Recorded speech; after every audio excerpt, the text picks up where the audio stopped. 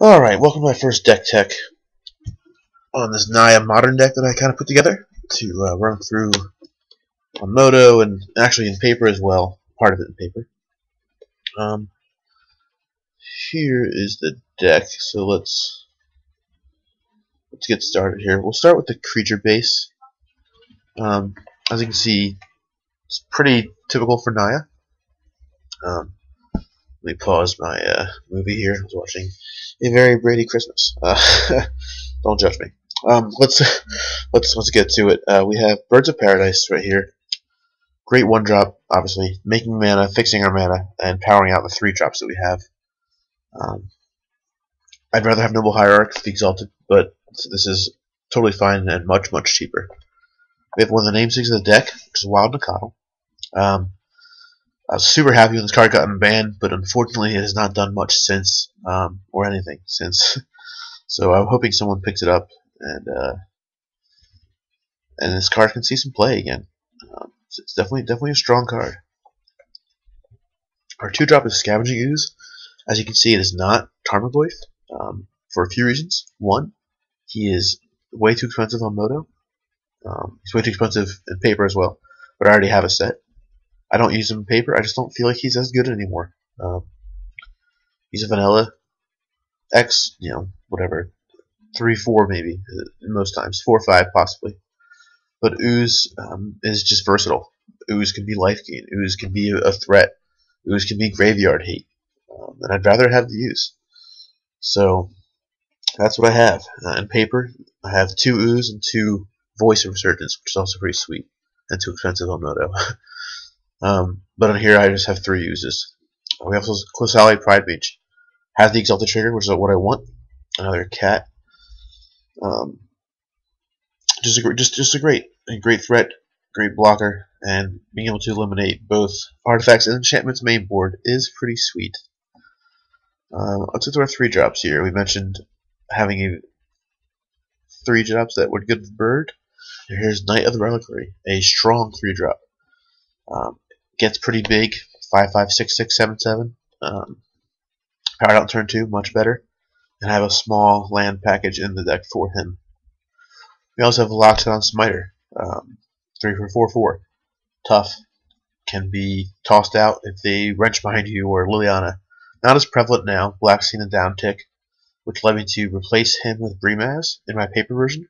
But on Moto, he is cheaper. And he's also, he's fine. He's fine. Our other creature / spell is Gorklan. Not much to say about it. Phenomenal. I love it. Great card.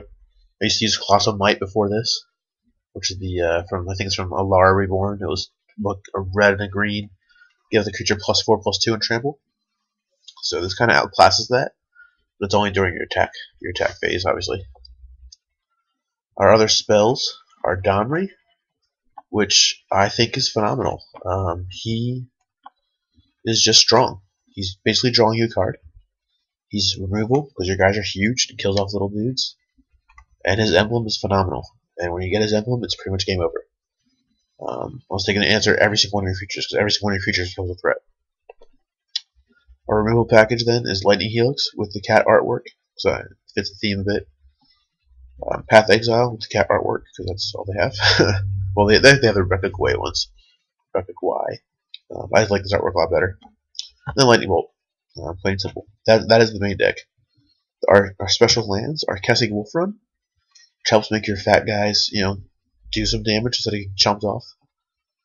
And Raging Ravine cannot be Abrupt Decayed, like most of your deck. So that's pretty sweet. And it just gets bigger and bigger and bigger. And then Tectonic Edge, which is great against Tron and other utility lands, like Wirewood, or not Wirewood, Gavany Township, and things like that. And the green-white Manland, which is totally drawing a blank on right now, but that's fine. That is the main deck. The sideboard could use some work, but I did take this deck to the finals of Overdrive on Monday night. The sideboard, was obviously helpful. We have our typical affinity hate, because these colors are good at that. So we have Stony Silence, We have Ancient Grudge, and we have Shatterstorm. Also very valuable against Tron. Well, Grudge and Silence more so than Storm. Some people, the random person playing Tezzeret, those kind of things too, still exist. We also have Revelry, which gives her enchantments as well, which is pretty helpful. Pardon me. Rule of Law, great for Storm, and Ascendancy, Jeskai Ascendancy decks. Burn, Delver, Living End, also. And then we have Choke, all the island decks running around. This is fantastic. That'll stop all those cruisers before they get going, which is pretty sweet. Just choke them out. It's pretty fun to play. Thrun, the unanswerable threat, he just stays there. Once they actually cast Wrath of God, he ain't going anywhere. Gaddock Teague stops Scapeshift, it stops Cryptic Command, it stops Sphinx's Rev, if they even use it. But Wrath of God, the sweeper effects, he's pretty sweet. He's pretty sweet. So I'm a big fan of Gaddock Teague. He is fragile. We kind of go deal with that. And then lastly, we have Bojuka Bog, which is the other graveyard answer. Just gets things out of the yard and protecting yours, because your graveyard is pretty important in this deck, and you don't want to mess with your graveyard too much. Since you don't have Goyf, you can, it's okay, I guess, but Ooze and Knight are pretty reliant on the graveyard. You'd rather have a big yard. So that is the deck, and I will be back with a few matches.